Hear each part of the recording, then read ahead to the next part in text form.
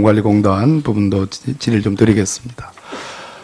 제가 보는 이 사건의 핵심은 검찰이 혹은 이제 특검이 오늘 박영수 특검께서 적어도 이 부분에 대한 뇌물수사에 대해서 강력한 수사 의지를 밝혔습니다. 환영할 만한 일입니다. 지난번 진경준 검사장 건과 관련해서 2005년도에 문제가 됐고 최근까지 10년 동안 문제가 되어 왔습니다. 당초 공소시효가 완료됐다고 검찰의 관계자들이 여러 차례 얘기를 했지만 결국은 국민의 여론에 못 이겨서 포괄 일죄로 해서 기소를 했습니다. 마찬가지입니다. 이 사건을 국민연금관리공단의 이 부분에 대해서 합병 찬성 의결하는 것을 그 단면만 내다보면 사건의 실체를 발견할 수 없다는 생각입니다. 작년 3월에 최순실과 삼성의 박상진 전 삼성전자 사장이 독일에서 만납니다. 변호사까지 데려갑니다.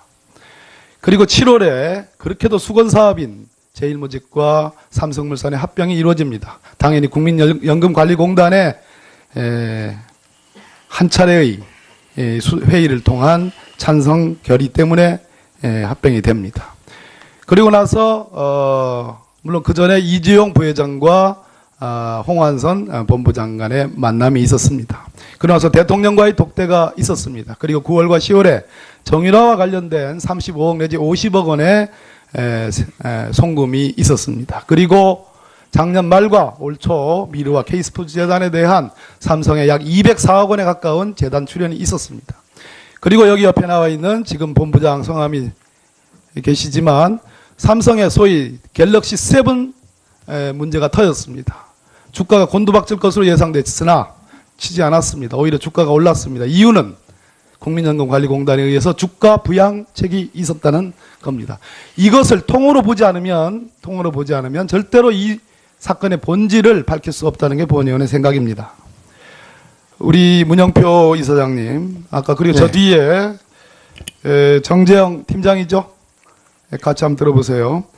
국민연금이 당초 제일모직과 삼성물산 간의 합병 비율과 관련해서 김종중 미래전략실 재무팀장, 즉 사장입니다. 이 양반과 접촉을 했죠. 그 당시에 합병 비율에 관해서 삼성이 이건 합병 비율, 즉 1대 0.35는 좀 과한 거 아니냐, 문제가 있는 거 아니냐라고 했는데 삼성 측에서 이 부분에 대해서 거부한 건 맞죠? 예, 맞습니다. 예, 맞습니다. 두 번째 쟁점은 이 합병 비율과 두 번째는 정당한 매수 가격이냐 이 문제입니다. 이 합병 비율도 큰 문제고 정당한 매수 가격 문제는 서울 고등법원에 이미 결정이 있었습니다. 비송사건으로. 정당한 매수 가격, 아까 우리 의원님 중에 한 분이 말씀하셨습니다. 새누리당 의원님이시죠. 이만희 의원이 57,234원 삼성물산의 한 주당 가격을 이렇게 평가했습니다. 서울 고등법원 이 가격은 너무 헐값 매수다. 정당한 매수 가격은 한 주당 66,602원이 돼야 된다. 66,602원으로 계산하면 이재용 부회장 일가는 적어도 3,400억 원의 이익을 받습니다.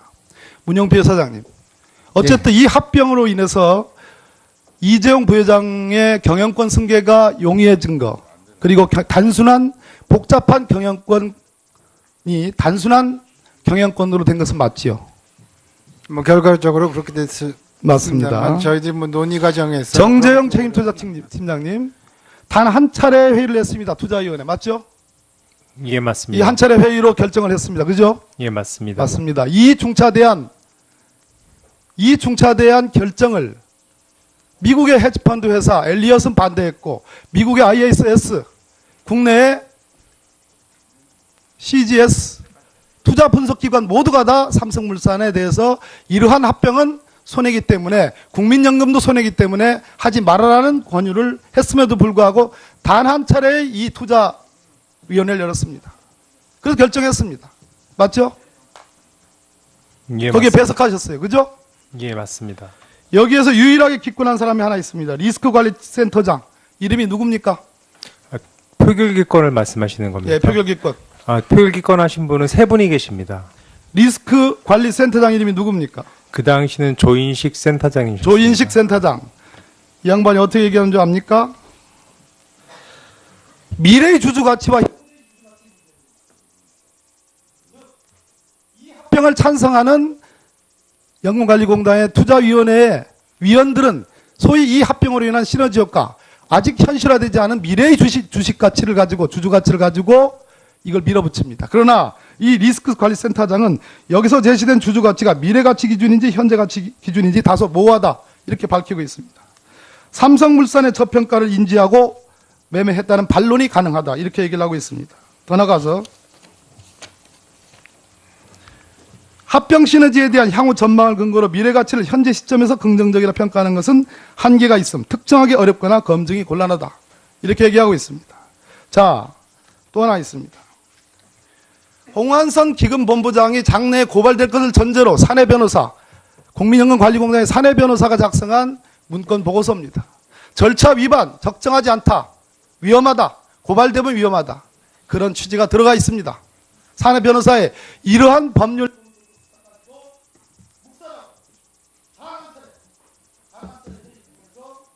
전격적으로 삼성물산의 합병을 해준 기관이 바로 국민연금관리공단. 이 점에 대해서 정재현 팀장 배석하셨죠? 예, 배석하였습니다.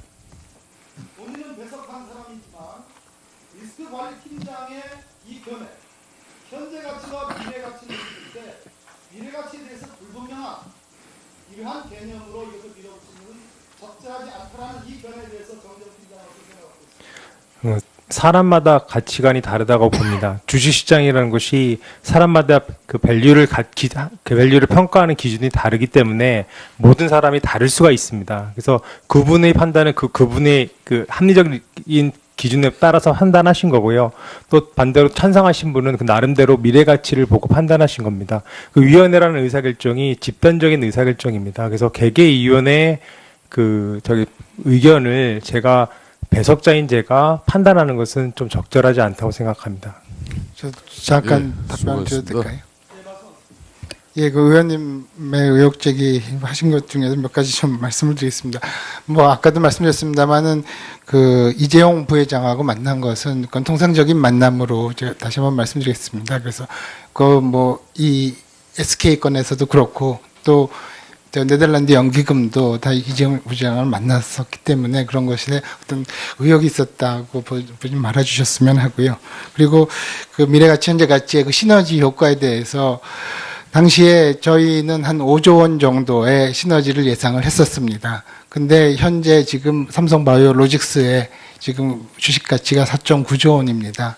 저희가 거의 정확히 봤고 그때 엘리엇이나 ISS에서는 1조 5천억으로 상당히 저평가를 했기 때문에 그것은 물론 뭐 어느 평가자에 다 의견의 차이 있겠지만은 그것이 어떤 의도적인 어떤 평가는 아니었다 하는 점을 좀 말씀드리겠습니다. 이창재 차관 질문드리겠습니다.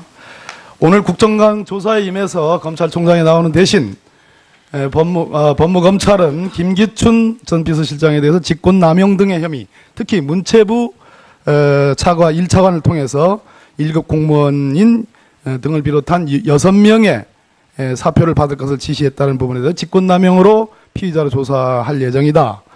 또 우병우 전 민정수석에 대해서 2014년 5월부터 민정비서관과 민정수석으로 있는 재임 기간 중에 최순실의 국기문란 행위에 대해서 비리를 알고도 이를 방기했기 때문에 직무유기 혐의로 피의자로 조사할 예정이다. 이렇게 발표를 했습니다. 맞죠? 예, 그렇게 지금 수사 중이라는 자, 취지로. 구체적인 내용은 아까 제가 어떤 의원이 녹음 파일 좀 내라 했더니 차관께서 뭐라고 대답하셨냐면 의원님들이 구체적으로 여쭤보면 소상하게 말씀을 드리겠다 이렇게 답을 하셨습니다. 맞죠? 녹음 파일 내용에 대해서 소상하게 말씀드리는 취지가 아니라. 아니요. 다른 예. 수사상의 내용들에 그렇습니다. 대해서. 예, 그렇습니다. 자, 그러면 차은택이가 김기춘 전 비서실장, 당시 비서실장이 공간에 찾아가가지고 최순실의 주선으로 만났다. 그리고 김기춘 전 비서실장의 자택에서 최순실 관련 메모가 발견됐다. 차은택은 이미 기소됐습니다. 그 공소장 내용에 의하면 대통령의 지시하에 많은 공모하에 많은 내용들이 들어 있습니다. 이 부분도 김기춘 전 비서실장 수사할 용의가 있습니까? 수사하고 있습니까? 네, 그런 부분이 지금 김기춘 전 비서실장에 대한 의혹의 중요 부분이기 때문에 수사 내용이라고 보면 되겠습니까? 예, 그것이 구체적으로 어떤 혐의로 연결될 수 있을지는 더 알아봐야 보고 있습니까? 살펴보고 있는 걸로 알고 살펴보고 있다. 수사하는 걸로 받아들이겠습니다. 우병우 지금 개인 변호사로서 1년간 있었는데요. 수임사건 비리와 관련해서 효성 형제인안에 개입해서 조현문 전 부사장을 대리한 건이 언론에 보도됐습니다. 추산해 보건대 지방소득세에 따른 소득분을 역산을 해보니까 순수익은 약 60억 원. 순수익이 60억 원이라면 대충 변호사 한 사람들은 총 수입이 약 100억 원 이상이다. 홍만표 전 검사장은 1년 4개월 동안의 변호사 기간 중에 약 100억 원 정도의 매출을 올렸고 그중에 10억 탈세 혐의로 구속됐습니다. 1년 4개월이요. 우병호 전 민정수석은 불과 1년 만에 100억 원대의 수임을 한 것으로 보입니다. 이 부분에 대한 수사하고 있습니까? 예, 그런 부분 살펴보고 있습니다. 살펴보고 있다. 예. 수사하는 걸로 알겠습니다. 차은택의 비위, 일감 수주, 대기업으로부터 일감을 강취한 수주와 관련돼서 우병우 민정수석 산하에 있던 창성동의 특감반이 적발을 했습니다. 그러나 우병우 전 민정수석이 특별한 조치를 취하지 않고 묵인했다, 방치했다라는 의혹이 구체적으로 나오고 있습니다. 이 부분에 대한 수사하고 있습니까?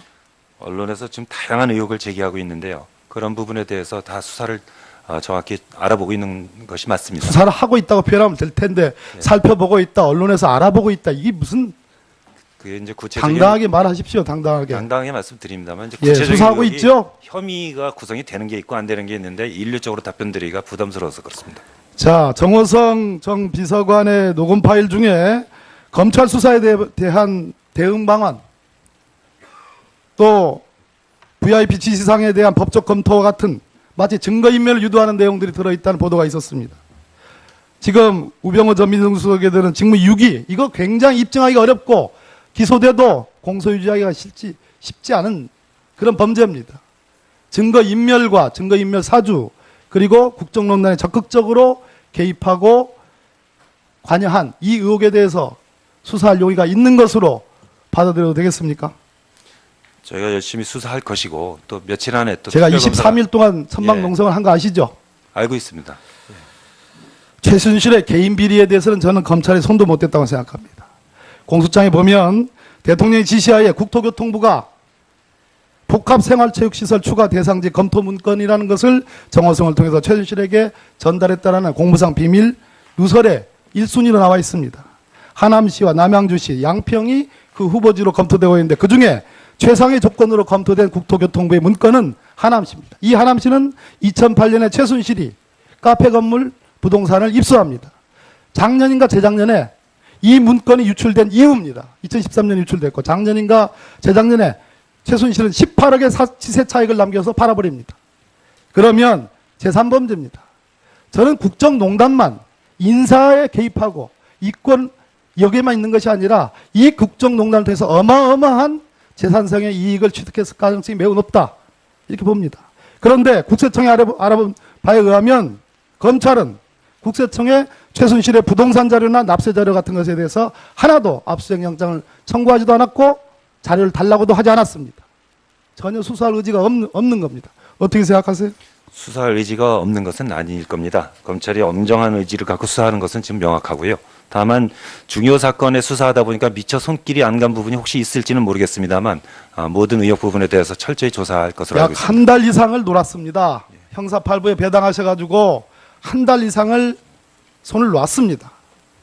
태블릿 PC가 터지고 나서 국민의 여론이 비등하니까 검찰이 떠밀려서 한 수사입니다. 대통령을 10개 항목 이상으로 공범이다. 이 국정농단의 주범이 대통령이다라는 검찰의 공소장은 평가합니다. 그러나 증거인멸할 기회를 다 주고 지금 제가 말씀드린 최순실에게 국정농단을 하고 이권에 개입한 개인 비리 어마어마할 겁니다. 전국 국립대 총장의 인사 개입 비리도 있습니다. 아무것도 수사를 못하고 있어요. 어쩌면 한계청 전부가 서울중앙지검 전부가 다 뛰어들어서 했어야 될 수사인지도 모르겠어요. 지금 기껏 40여 명 남짓한 가까스로 특별수사본부 만들어가지고 떠밀려서 한 수사이다 보니까 제대로 보지도 못한 거예요. 무슨 얘기냐? 국정농단 밑에 있는 구체적인 인사 개입과 이렇게 사적으로 이권에 개입해가지고 해먹은 이 개인적 비리 행위라는 탄탄한 기반 수사가 없으면 현재 기소되어 있는 이 국정농단 행위에 대한 기소는 사상 누각일 수 있다. 법률 전문가로서 드리는 말씀입니다. 이거 어떡할 거냐? 특검은 내일 모레부터 시작하는데. 이 점에서 해서 김순환 검찰총장이 지휘하는 현 검찰의 수사에 대해서는 맹성할 필요가 있다. 이런 생각. 예, 검사가 45명 투입돼서 하는 것이 결코 작은 규모가 아닙니다. 제가 기억하는 한도 내에서는 그런 규모의 수사팀을 본 기억이 없습니다. 철저히 수사를 했었고, 위원님이 지적하시는 그런 부분에 대해서도 빠짐없이 남은 기간 동안도 살펴보도록 그렇게 하겠습니다. 예. 그러면은 박범계 더불어민주당 간사님께서 의사진행 발언 시작하여 주십시오. 네, 박범계 의원입니다. 지금 위원장님 많은 의원들의 증인 선서 전 의사진행 발언을 허락해달라는 그 요구를 묵살하시고 증인 선서부터 하신 점에 대해서 커다란 유감의 말씀을 드립니다. 또 의사진행 발언을 교섭단체별로 한 분씩만 허락하겠다라는 그 진행 발언도 적절하지 않다고 생각합니다. 아시다시피 오늘은 5개 기관에 대한 기관 보고가 예정되어 있었습니다.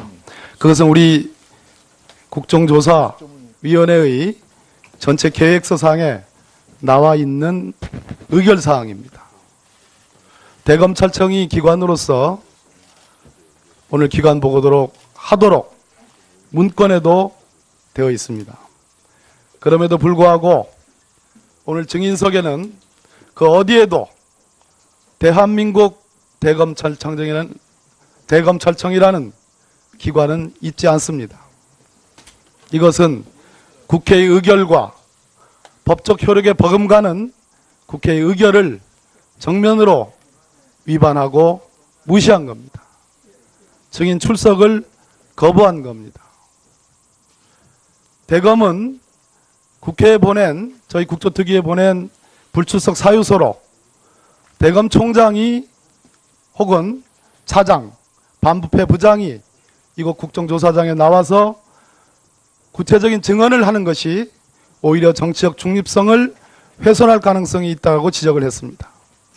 또한 전례로도 국정조사특위에 나온 전례가 없다라고 얘기했습니다. 아시다시피 어제 국회는 2명의 특검 후보를 대통령에게 추천했습니다. 오늘은 대통령이 2명의 특검 후보 중에 한 사람을 임명할 것입니다.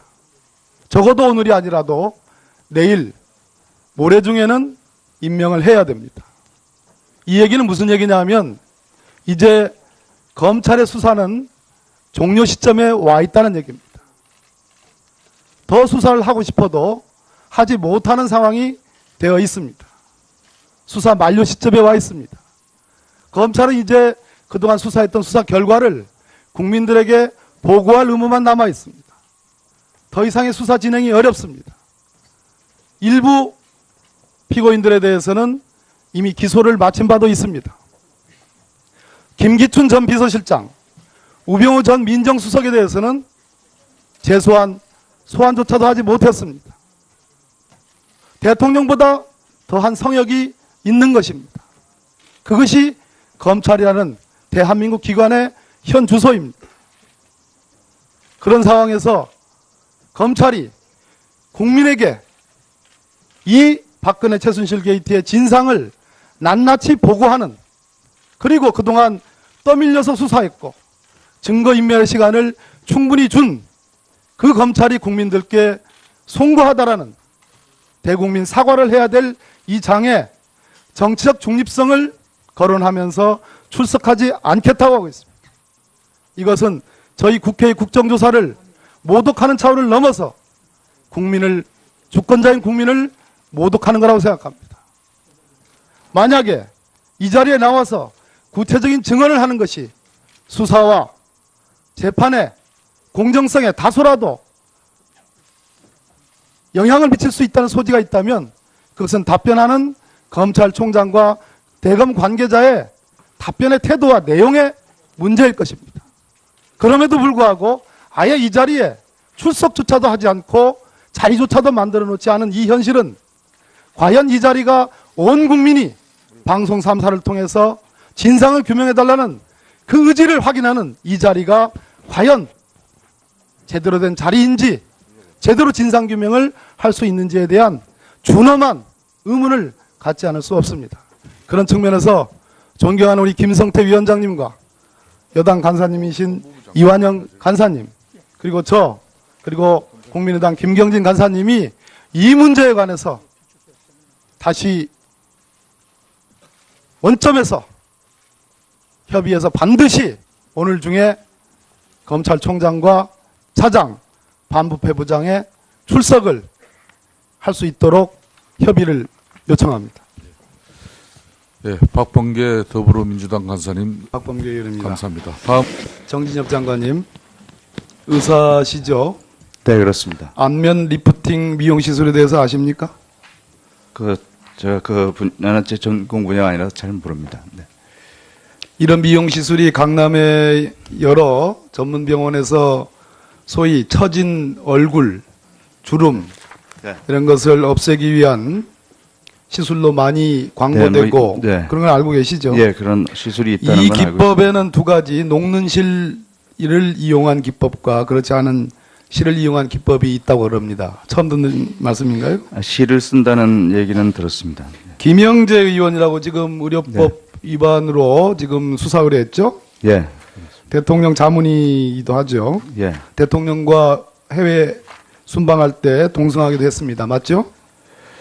이 네. 김영재 의원이 성형수술에 쓰이는 실, 소위 녹아 없어지는 실을 특허낸 것도 알고 계시죠? 예, 그것 예, 알고 계실 겁니다. 여기 저 청와대가 구매한 의약품 중에 참 뭐 이런 주사제가 있을까 싶은데 그 중에 애토미 알고 계시죠? 네, 이것도 국소 마취제입니다. 맞죠? 에토미데이트는 국소 마취제는 아니고요. 아닙니까? 전신유도 마취제. 자, 대한 리도카인 염산염 국소 마취제죠. 예, 그건 국소 마취제입니다. 보통 미용과 관련해서 점을 뺀다든지 그래서 리도케인- 통증에 민감한 사람들에게 많이 하는 그 국소 마취제죠. 예, 리도케인은 점 뺄 때는 여기 뭐점뺄때 구입했던 아니더라도 엠라라는 걸 주로 쓰고요. 소위 안면 리프팅 미용 시술을 하는데 네, 이러한 극소 마취제를 쓰죠. 광고에 다 나와 있는 네, 얘기. 그럴 거라고 생각됩니다. 네.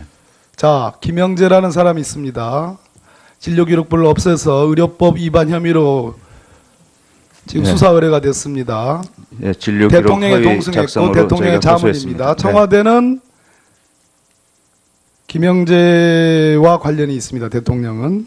그리고 리도카인 염산염이라는 극소 마취제를 구입을 했습니다.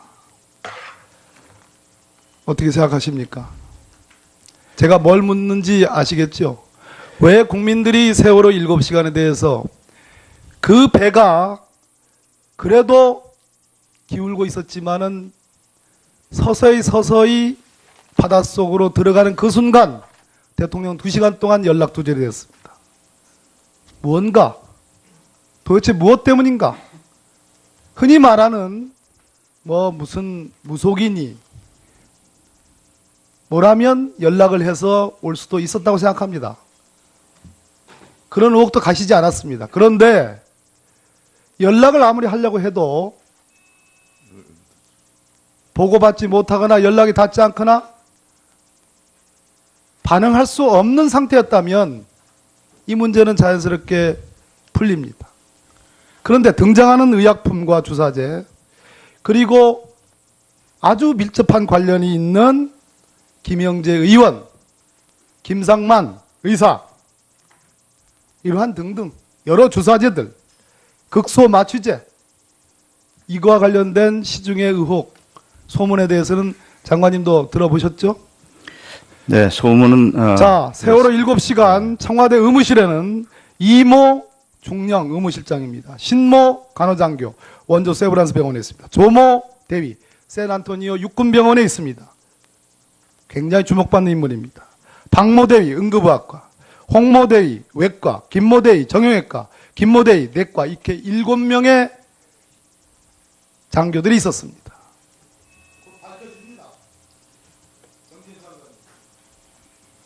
네, 저는 뭐 그 내용에 대해서는 저희가 아는 바가 없어서 지금 뭐라고 특별히 말씀드리는 어려울 것 같습니다. 궁금하지 않으세요? 근데 지금 네. 궁금합니다. 네. 어떻게 이렇게 인과관계가, 저는 법학을 공부한 사람이고 오랫동안 법원에 있었던 사람입니다. 소위 상당 인과관계라는 법률 용어가 있습니다. 어떻게 등장하는 인물과 등장하는 재료와 등장하는 시간이 어떻게 이렇게 상당 인과관계가 있을 수 있는가라는 이 점에 대해서 주목하고 의심하고 있습니다. 의혹을 갖고 있습니다. 엄청난 얘기 아니겠습니까? 어떻게 생각하세요? 제가 뭐 그 점에 대해서는 전혀 아는 바가 없어서 이 자리에서 뭐라고 말씀드리긴 어려울 것 같습니다. 이재용 부회장의 경영권 승계가 용의의 증거, 그리고 단순한 복잡한 경영권이 단순한 경영권으로 된 것은 맞지요? 뭐 결과적으로 그렇게 됐습니다. 맞습니다. 저희들이 뭐 논의 과정에서 정재영 책임투자팀장님 단 한 차례 회의를 했습니다. 투자위원회 맞죠? 예, 이 맞습니다. 한 차례 회의로 결정을 했습니다. 그죠? 예, 맞습니다. 맞습니다. 이 중차대한 결정을 미국의 헤지펀드 회사 엘리엇은 반대했고 미국의 ISS, 국내의 CGS 투자 분석기관 모두가 다 삼성물산에 대해서 이러한 합병은 손해기 때문에 국민연금도 손해기 때문에 하지 말아라는 권유를 했음에도 불구하고 단 한 차례 이 투자위원회를 열었습니다. 그래서 결정했습니다. 맞죠? 예, 거기에 맞습니다. 배석하셨어요. 그죠? 예, 맞습니다. 여기에서 유일하게 기권한 사람이 하나 있습니다. 리스크관리센터장. 이름이 누굽니까? 표결기권을 말씀하시는 겁니까? 예, 표결기권. 표결기권 하신 분은 세 분이 계십니다. 리스크관리센터장 이름이 누굽니까? 관리공단 부분도 질의를 좀 드리겠습니다. 제가 보는 이 사건의 핵심은 검찰이 혹은 이제 특검이 오늘 박영수 특검께서 적어도 이 부분에 대한 뇌물수사에 대해서 강력한 수사 의지를 밝혔습니다. 환영할 만한 일입니다. 지난번 진경준 검사장 건과 관련해서 2005년도에 문제가 됐고 최근까지 10년 동안 문제가 되어 왔습니다. 당초 공소시효가 완료됐다고 검찰의 관계자들이 여러 차례 얘기를 했지만 결국은 국민의 여론에 못 이겨서 포괄 일죄로 해서 기소를 했습니다. 마찬가지입니다. 이 사건을 국민연금관리공단의 이 부분에 대해서 합병 찬성 의결하는 것을 그 단면만 내다보면 사건의 실체를 발견할 수 없다는 생각입니다. 작년 3월에 최순실과 삼성의 박상진 전 삼성전자 사장이 독일에서 만납니다. 변호사까지 데려갑니다. 그리고 7월에 그렇게도 수건사업인 제일모직과 삼성물산의 합병이 이루어집니다. 당연히 국민연금이 당초 제일모직과 삼성물산 간의 합병 비율과 관련해서 김종중 미래전략실 재무팀장, 즉 사장입니다. 이 양반과 접촉을 했죠. 그 당시에 합병 비율에 관해서 삼성이 이건 합병 비율, 즉 1대 0.3은 좀 과한 거 아니냐, 문제가 있는 거 아니냐라고 했는데 삼성 측에서 이 부분에 대해서 거부한 건 맞죠? 예, 맞습니다. 예, 맞습니다. 두 번째 쟁점은 이 합병 비율과 두 번째는 정당한 매수 가격이냐 이 문제입니다. 이 합병 비율도 큰 문제고 정당한 매수 가격 문제는 서울 고등법원에 이미 결정이 있었습니다. 비송 사건으로 정당한 매수 가격, 아까 우리 의원님 중에 한 분이 말씀하셨습니다. 새누리당 의원님이시죠? 이만희 의원이 57,234원 삼성물산의 한 주당 가격을 이렇게 평가했습니다. 서울 고등법원 이 가격은 너무 헐값 매수다. 정당한 매수 가격은 한 주당 66,602원이 돼야 된다. 66,602원으로 계산하면 이재용 부회장 일가는 적어도 3,400억 원의 이익을 받습니다. 문영필 사장님. 어쨌든 이 합병으로 인해서 이 관리공단의 한 차례의 회의를 통한 찬성 결의 때문에 합병이 됩니다. 그리고 나서 물론 그 전에 이재용 부회장과 홍완선 본부장 간의 만남이 있었습니다.